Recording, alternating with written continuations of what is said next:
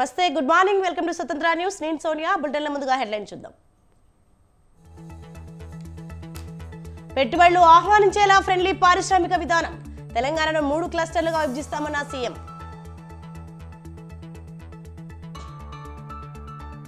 Budget అంచనాలకే ప్రజాపాలన ద్వారా దరఖాస్తుల స్వీకరణ సంపద సృష్టించి పేదలకు పంచుతామన్న బట్టి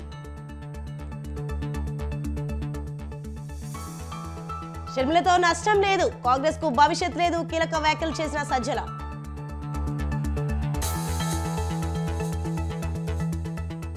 నేడు మంగళగిరికి జనసేనాని పవన్ కళ్యాణ్ పార్టీ నేతలతో కీలక మంతనాలు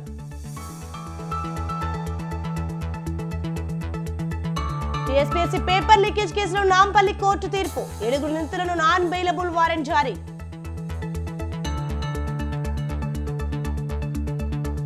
భారత్ జోడో న్యాయ యాత్ర లోగో ఆవిష్కరణ మణిపూర్ అల్లర్లు దురదృష్టకరమన్న ఖర్గే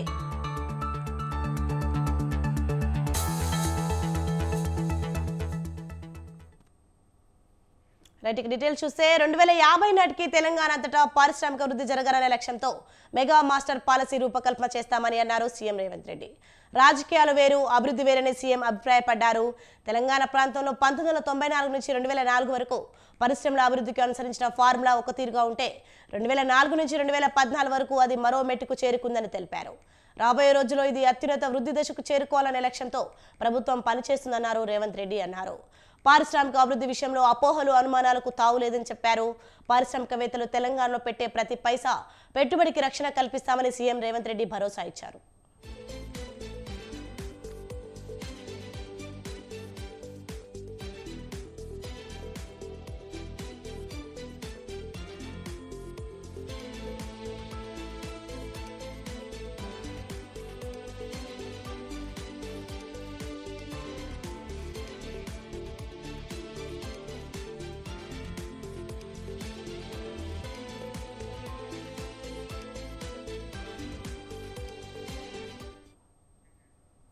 సచివాలయంలో 9వ అంతస్తుకు సీఎం రేవంత్ రెడ్డి ఛాంబర్ మారింది సంక్రాంతి పండుగ తర్వాత 9వ ఫ్లోర్ కు షిఫ్ట్ కానుంది CM Revanth chamber Revanth Reddy lucky number 9 కావడంతో ఈ మార్పు చేసినట్లు తెలుస్తోంది ప్రస్తుతం 6వ ఫ్లోర్ లో CM Revanth chamber CMO CS office ఉన్నాయి విజిటర్స్ తాకిడి ఎక్కువ కావడంతో 6వ ఫ్లోర్ లో అధికారులు ఇబ్బంది పడుతున్నారు ఈ నేపథ్యంలో సీఎం ఛాంబర్ ను 9వ అంతస్తుకు మార్చారు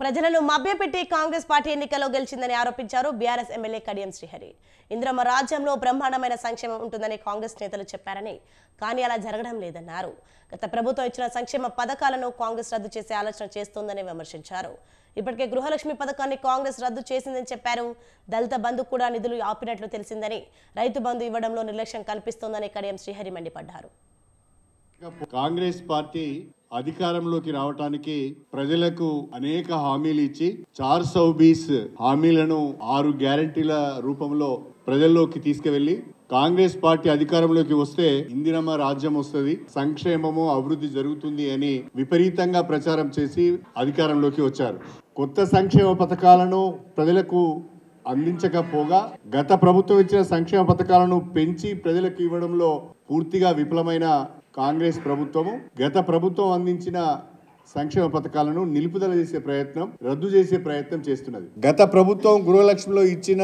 మంజూరు చేసిన ఇండ్లు ప్రారంభించబడిన ఇండ్లను యథావిధిగా కొనసాగించినా చాలా సంతోషం లేదా యథావిధిగా కొనసాగించలేకపోయినా మీరు మంజూరు చేసే ఇందిరమ్మ ఇండ్లలో వాళ్లకు మొదటి ప్రాధాన్యత ఇవ్వాలని చెప్పి మేము పార్టీ పరంగా డిమాండ్ చేస్తున్నాం ఆ లబ్ధిదారుల పక్షాన డిమాండ్ చేస్తున్నాం దళిత బంధును ఈ రోజు వరకు కూడా 1 ఎకరానికి కూడా పూర్తి స్థాయిలో రైతు బంధు పెద్దపల్లి పార్లమెంట్ గెలుపు కోసం సమిష్టిగా కృషి చేస్తామని స్పష్టం చేశారు ఎమ్మెల్యే బాల్క సుమన్. హామీలు అమలు చేయకుండా కాంగ్రెస్ కాలయాపన చేస్తుందన్న విషయం ప్రజలకు అర్థమైందన్నారు. ఢిల్లీలో పదవుల హడావుడి తప్ప హామీలను అమలు చేయాలనే చిత్తశుద్ధి కాంగ్రెస్ నేతలకు లేదని విమర్శించారు. ఆన్లైన్ యుగంలో ప్రజలు రోడ్లపై నిలబెట్టడం ప్రజాపాలన అవుతుందా అని ప్రశ్నించారు. కాంగ్రెస్ పార్టీ నేతలు కక్ష సాధింపు చర్యలకు పాల్పడుతూ బీఆర్ఎస్ నాయకులపై దాడులు చేస్తున్నారని బాల్క సుమన్ మండిపడ్డారు. నాయకులు, ప్రజాప్రతినిధులు అందరినీ కూడా సమన్వయం చేయడం లక్ష్యంగా సమావేశం తెలంగాణ భవన్లో జరిగింది. సుమారు ఒక 7-8 గంటల పాటు చాలా విషయాలు కూడా పార్లమెంటు నియోజకవర్గానికి సంబంధించి భవిష్యత్తులో ఆ ప్రాంతంలో పార్టీ పటిష్టంగా సంస్థాగతమైనటువంటి నిర్మాణం కానీ, చేయబోయే కార్యక్రమాలు కానీ, మళ్ళీ పెద్దపల్లి పార్లమెంట్ నియోజకవర్గంపై గులాబీ జెండా ఎగురవేయడానికి, మేము మళ్ళీ పార్లమెంట్ ఎన్నికల్లో ఆ నియోజకవర్గంలో గెలవడానికి ఏమేమి చర్యలు తీసుకోవాలనే అన్ని విషయాలను కూడా సాధారణంగా చర్చించడం జరిగింది. సుమారు 200-300 మంది 7 అసెంబ్లీ నియోజకవర్గాలకు సంబంధించి బెల్లంపల్లి, చెన్నూరు, మంచిర్యాల, ధర్మపురి, పెద్దపల్లి, రామగుండం, మంత్రికి సంబంధించి చాలా విలువైన సలహాలు, సూచనలు మా మాజీ ప్రజాప్రతినిధులు, ప్రస్తుత ప్రజాప్రతినిధులు, కార్యకర్తలు, నాయకులు చాలామంది కూడా ఇవ్వడం జరిగింది. కొంతమంది రాతపూర్వకంగా ఇచ్చినారు, కొంతమంది మాట్లాడినారు. నాయకులు, ప్రజాప్రతినిధులు.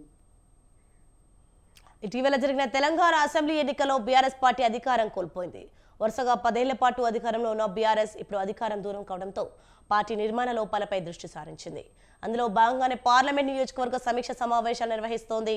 ఈ సమావేశంలో పార్టీ కార్యకర్తల అభిప్రాయాలను సేకరిస్తోంది. మెజార్టీ కార్యకర్తలు పార్టీ నిర్మాణ లోపంపై బీఆర్ఎస్ అధిష్టానం దృష్టికి తీసుకువెళ్లనున్నట్లు చర్చ జరుగుతోంది.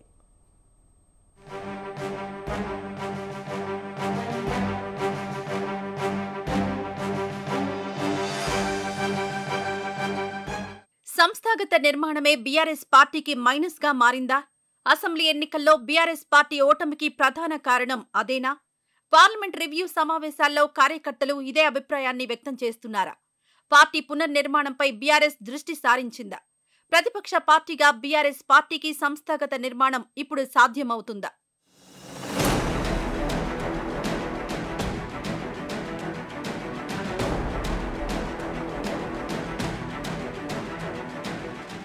సాధారణంగా ప్రాంతీయ పార్టీకి సంస్థాగత నిర్మాణమే బలంగా మారుతోంది.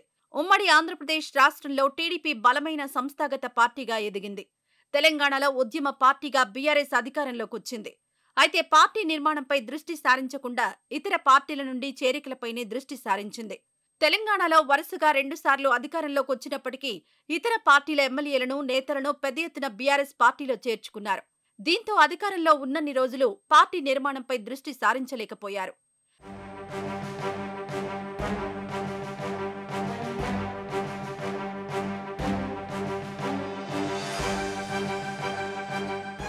బీఆర్ఎస్ పార్టీ అధికారంలోకి వచ్చిన తర్వాత బీఆర్ఎస్ పార్టీని సంస్థాగతంగా బలోపేతం చేయడం కోసం తమిళనాడులో డీఎంకే, అన్నా డీఎంకే పార్టీల నిర్మాణంపై అధ్యయనం చేస్తామని చెప్పారు. బీఆర్ఎస్ సీనియర్ నేత కె కేశవరావు నేతృత్వంలో కమిటీని పంపించి తమిళనాడులో ఉన్న ద్రవిడ సిద్ధాంతం, అస్తిత్వంపైన అధ్యయనం చేసి ఆ విధానాన్ని తెలంగాణలో అమలు చేస్తామని బీఆర్ఎస్ అధినేత కేసీఆర్ చెప్పారు. కానీ ఆ తర్వాత అది కార్యరూపం దాల్చలేదు.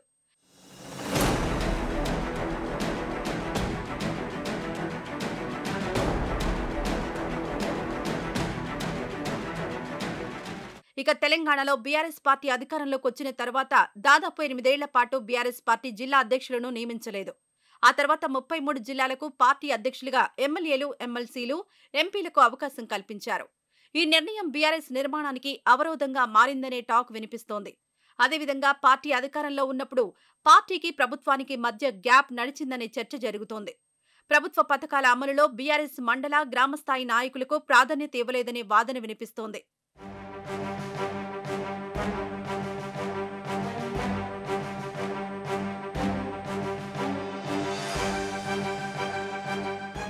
బీఆర్ఎస్ పార్టీని తెలంగాణ సైద్ధాంతిక, భావజాలం కలిగిన పార్టీగా నిర్మించలేకపోయారనే టాక్ వినిపిస్తోంది. తెలంగాణ ఉద్యమకారులను సైతం పూర్తి స్థాయిలో పట్టించుకోకపోవడంతో వారు సైతం ఈ ఎన్నికల్లో బీఆర్ఎస్ పార్టీకి దూరమయ్యారు. ఇక గ్రామ, మండల, జిల్లా, రాష్ట్ర స్థాయి వరకు పార్టీ కమిటీలతో పాటుగా అనుబంధ కమిటీలను సంస్థాగతంగా నిర్మించడంలో విఫలమయ్యారని బీఆర్ఎస్ కార్యకర్తలు అధిష్టానం దృష్టికి తీసుకువస్తున్నారు. పార్టీ పేరు మార్పు ప్రభావం సైతం అసెంబ్లీ ఎన్నికల్లో పడిందనే భావన వ్యక్తమవుతోంది. తెలంగాణ అనే పేటెంట్ హక్కుని బీఆర్ఎస్ పార్టీ కోల్పోయినట్లు అయిందనే చర్చ నడుస్తోంది.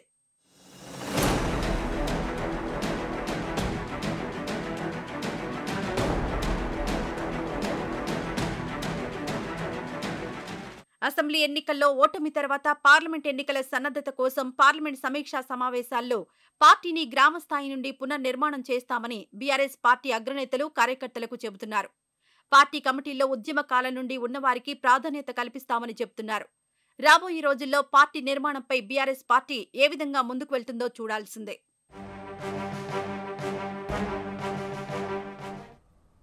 తమ సమస్యలు పరిష్కారం కోరుతూ పారిశుద్ధ కార్మికులు చేపట్టిన సమ్మె ఆంధ్రప్రదేశ్లో 12వ రోజుకు చేరింది. కార్మికులతో ప్రభుత్వం జరిపిన చర్చలు విఫలమయ్యాయి. పెరుగుతున్న ధరలకు అనుగుణంగా కార్మికులకు జీతాలు ప్రభుత్వం పెంచాలని, కనీస వేతనం 26,000 ఇవ్వాలని డిమాండ్ చేస్తున్నారు.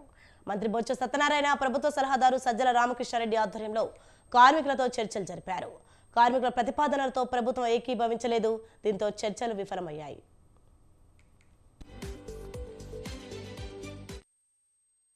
గత కొద్ది రోజులుగా రాష్ట్రంలో ఉన్న అవుట్సోర్సింగ్లో ఉన్న పారిశుద్ధ్య కార్మికులు మరియు మున్సిపాలిటీలో పనిచేస్తున్న అవుట్సోర్సింగ్ కార్మికులు చేస్తున్న సమ్మెలో గత 2 దఫాలుగా చర్చలు జరిపాం. ఫైనల్గా ఈరోజు అందరినీ పిలిచి వారితో చర్చించాం. వారు అడిగిన అన్నింటినీ కూడా అంగీకరించడం జరిగింది. అందులో భాగంగా ఏదైతే ఎగ్జిస్టింగ్ ఇస్తుందో జీతం ఏదైతే 15,000 రూపాయలు ఉందో, ఏదైతే ఇంతమంది హెల్త్ అలవెన్స్ ఇచ్చేవాళ్ళమో ఆ డబ్బుని కలిపి 21,000, అలాగే 18,000 రూపాయలు ఇస్తే దానికి 6,000 కలిపి 24,500 ఆ రకంగా ఇవ్వాలనేది నిర్ణయించి ఇక్కడ నుంచి ఎలవెన్స్ అనే పేరు లేకుండా అంతా కూడా శాలరీ రూపాయనే ఇవ్వడానికి అనేది నిర్ణయం తీసుకోవడం జరిగింది. ఆ విషయాన్ని వాళ్ళకి కూడా చెప్పడం జరిగింది. వాళ్ళు ఆ విషయం అడిగారు, దాన్ని మేము అంగీకరించాం. ప్రభుత్వంతో గ్రూప్ ఆఫ్ మినిస్టర్స్ తోటి మున్సిపల్ కార్మికుల సమ్మె డిమాండ్ల మీద చర్చ జరిగింది. చర్చలు ఇంకా సంపూర్తి కాలేదు. మధ్యలో గ్రూప్ ఆఫ్ మినిస్టర్స్ అధికారులు మేము మాట్లాడుకొని వచ్చి చెప్తామని చెప్పారు.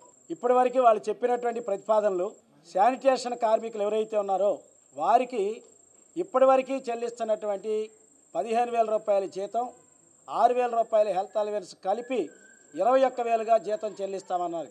మేమైతే 21,000 బేసిక్ చేయటం అనేది హర్షణీయమైనప్పటికీ కానీ 2 ఏళ్లుగా ఇస్తున్న దాన్నే కొత్తగా ఏమి ఇవ్వకుండా దీన్నే ఇస్తామని చెప్పడం కరెక్ట్ కాదు. కాబట్టి వాళ్ళకి 1 నెల బోనస్ ఇవ్వండి అని అడిగాం, ప్రతిపాదించాం. నెల బోనస్ కాకపోతే ప్రతి నెల 2,000, 3,000 జీతం పెంచండి, అప్పుడే మేము మాత్రం దీన్ని అంగీకరిస్తామని చెప్పాం.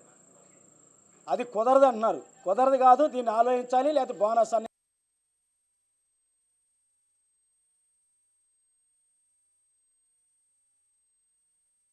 గత కొద్ది రోజులుగా రాష్ట్రంలో ఉన్న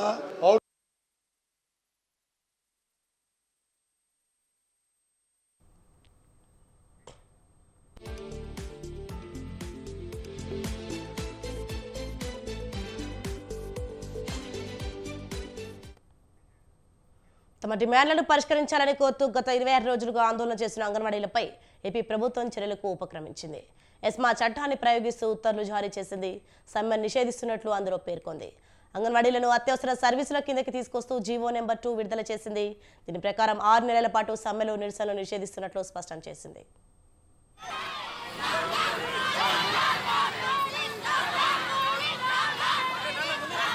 ఎస్మా అనేది ఎందుకు పెట్టారు? ఎవరి మీద కఠినంగా పోవడానికి కాదు, ఆ సర్వీసెస్ ఇంపార్టెన్స్ చెప్పడానికి పెట్టారు. అవి ఎమర్జెన్సీ సర్వీసెస్ కాదా? గర్భిణులకు, బాలింతలకు, చిన్నపిల్లలకు సర్వీసెస్ చేయాల్సింది మంత్ మొదలైంది. రేషన్ సప్లై చేయాలి, వాళ్ళకి ఇవ్వాల్సినవన్నీ వీటికి సంబంధించి చూసుకోవాల్సింది.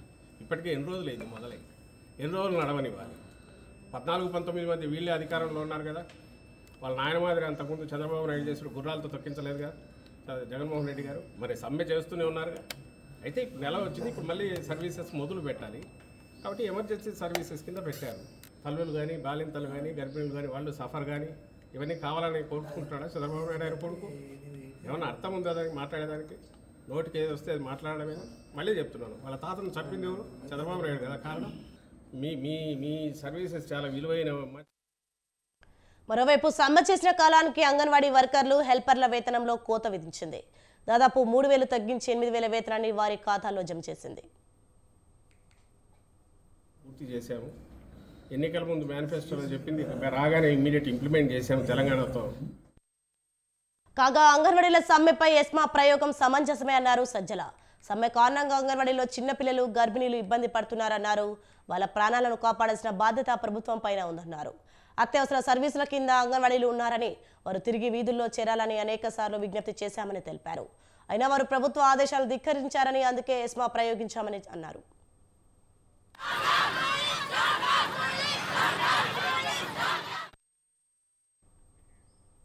మార్చాల్సింది మంత్రులు ఎమ్మెల్యేలను కాదు, సీఎం జగన్ అని ఎద్దేవా చేశారు టీడీపీ ఎమ్మెల్యే గోరంట్ల బుచ్చయ్య చౌదరి. గత ఎన్నికల్లో వైసీపీ ఎమ్మెల్యేలు ఎంపీలు గాల్లో కొట్టుకొచ్చారని ఈసారి ఎన్నికల్లో వరదల్లో కొట్టుకుపోవడం ఖాయమని హెచ్చరించారు. ఏపీలో 4.5 ఏళ్లు సాగింది ప్రజాపాలన కాదని ఓ నియంత పాలన అని సెటైర్లు వేశారు. జగన్ పాలనలో రాష్ట్రం అవినీతి అక్రమాలకు అడ్డాగా మారిందని మండిపడ్డారు. ఏపీలో రాబోయే ఎన్నికలకు సంబంధించి టీడీపీ అభ్యర్థులను ఇంకా ప్రకటించలేదని తెలిపారు. అభ్యర్థుల ప్రకటనపై టీడీపీ జనసేన పార్టీలు కసరత్తు చేస్తున్నాయని ఎమ్మెల్యే గోరంట్ల బుచ్చయ్య చౌదరి చెప్పారు.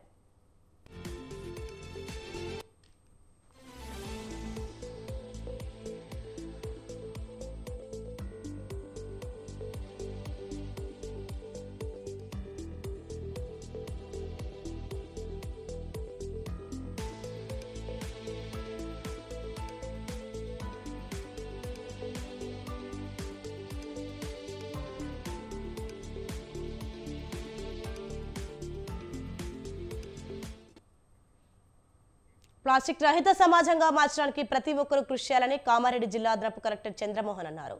కామారెడ్డి కలెక్టరేట్ సమావేశ మందిరంలో లైఫ్ స్టైల్ ఫర్ ఇన్నోవెంట్ కార్యక్రమంలో ఆయన ముఖ్య అతిథిగా మాట్లాడారు. ప్లాస్టిక్ వస్తువులను ఎవరూ వాడవద్దని చంద్రమోహన్ సూచించారు. విద్యార్థి దశ నుంచి ప్లాస్టిక్ బదులు స్టీల్ వస్తువులు వినియోగించాలని తెలిపారు. పర్యావరణ సమతుల్యతను కాపాడేందుకు విద్యార్థులు మొక్కలు నాటాలని చంద్రమోహన్ సూచించారు. పర్యావరణ పరిరక్షణకు స్వచ్ఛంద సంస్థలు, విద్యార్థులు, యువకులు, అధికారులు కృషి చేయాలని కోరారు.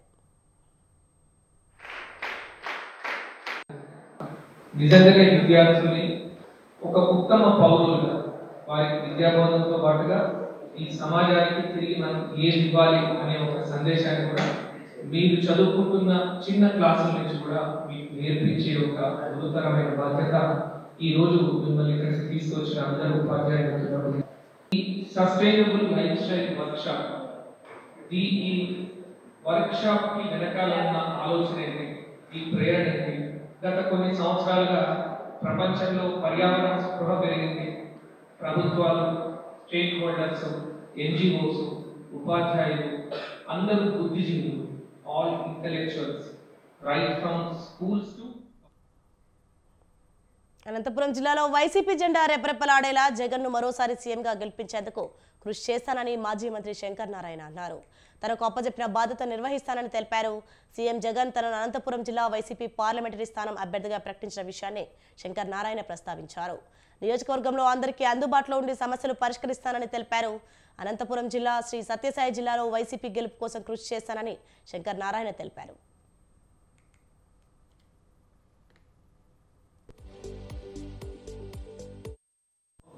నన్ను ఈ నెల 2వ తారీఖు అనంతరం పార్లమెంట్ వైఎస్ఆర్ కాంగ్రెస్ పార్టీ అభ్యర్థిగా జగనన్న ప్రకటించిన తర్వాత మరి ఈరోజు మరి అనుకోకుండా ఇక్కడికి రావడం జరిగింది. పార్టీ కార్యాలయానికి గౌరవ ముఖ్యమంత్రి వైఎస్ జగన్మోహన్ రెడ్డి గారు ఏ బాధ్యతలైతే నా మీద ఉంచాడో ఆ బాధ్యతలన్నీ కూడా నేను సక్రమంగా నెరవేరుస్తానని, అందరికీ అందుబాటులో ఉంటూ కార్యకర్తలకు, నాయకులకు, ప్రజలకు అందరికీ అందుబాటులో ఉంటూ జగనన్నకు, వైఎస్ఆర్ కాంగ్రెస్ పార్టీకి మంచి పేరు తీసుకొస్తాను. సీఎం జగన్ మహిళా పక్షపాతి అని శ్రీ సత్యసాయి జిల్లా హిందూపురం పార్లమెంటరీ స్థానం వైసీపీ సమన్వయకర్త బల్లారి శాంతమ్మ అన్నారు. చట్టసభలో మహిళలకు అధిక ప్రాధాన్యత ఇచ్చిన ఘనత జగన్కే దక్కుతుందన్నారు. ప్రతిపక్షాలు ఎన్ని కుట్రలు కుతంత్రాలు చేసినా ఏపీలో మళ్లీ వైసీపీ ప్రభుత్వం రావడం ఖాయమన్నారు. హిందూపురం పార్లమెంటరీ స్థానంలో వైసీపీ నేతలు, కార్యకర్తలను సమన్వయం చేసుకుని పార్టీ బలోపేతానికి కృషి చేస్తానని శాంతమ్మ చెప్పారు. వైసీపీ చేపట్టిన ప్రజా సంక్షేమ కార్యక్రమాలకు ప్రజల దృష్టికి తీసుకెళ్తానన్నారు.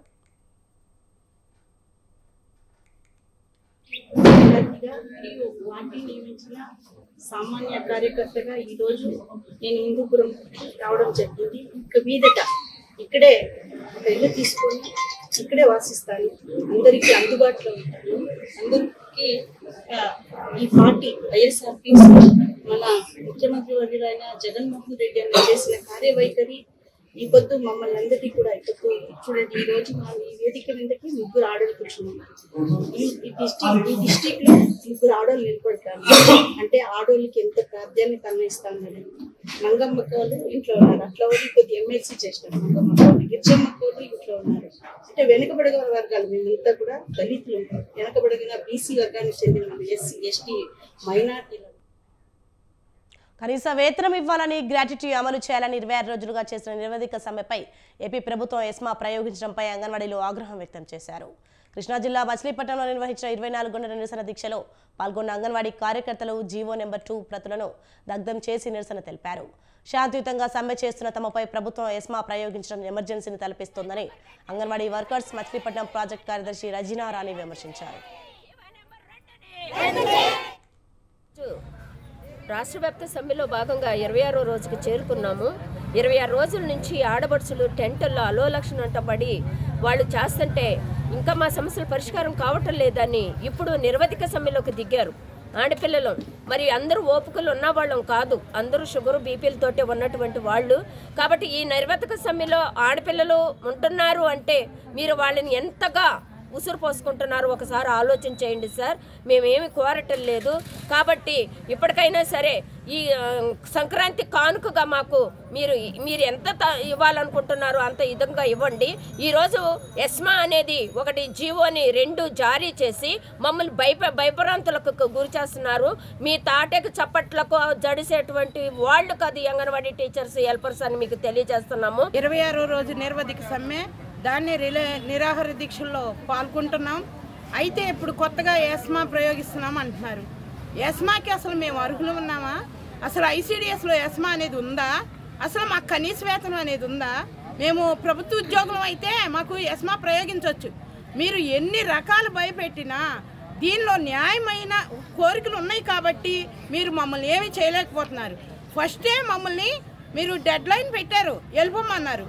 వెళ్ళమంటే మాకు న్యాయమైన కోరికలు ఉన్నాయి కాబట్టి ప్రజా సంఘాలు మా లబ్ధిదారులు. కాళేశ్వరం ఎత్తిపోతల పథకం కాదు, తిప్పిపోతల పథకం అని తెలంగాణ ఇంజనీర్స్ ఫోరం సభ్యులు అన్నారు. కాళేశ్వరం ప్రాజెక్టుపై ప్రభుత్వ power point presentation, counter presentation ఇచ్చారు. కాళేశ్వరం దగ్గర ఎందుకు రీడిజైన్ చేశారో చెప్పలేదని మండిపడ్డారు. 3 బ్యారేజీల కోసం 30,000 కోట్లను వృధా చేశారన్నారు. కేసీఆర్ ఫామ్ హౌస్ కోసం కొండపోచమ్మ సాగర్ కట్టుకున్నారని విమర్శించారు.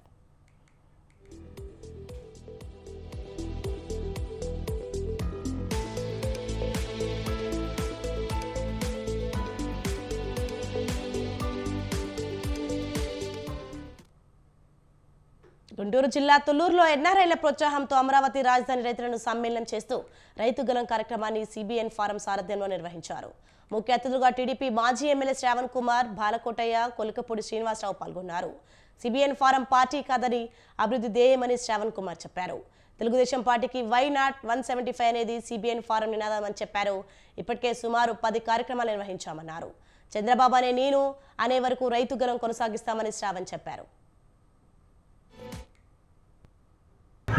అమరావతిని నిర్మించేది భారతదేశానికి రాబోయే సంవత్సరాల్లో విజన్ అందించేది ఆయనే ఉద్దేశంలో 2047 విజన్ని ముందుకు తీసుకెళ్తూ ఆయన యొక్క ఎన్నికల కోసం కానీ ఆయన యొక్క ఆలోచన ధోరణిని ప్రజలకు చైతన్యం చేయాలనే ఏకైక లక్ష్యంతో ఈ కార్యక్రమాన్ని తీసుకున్నారు.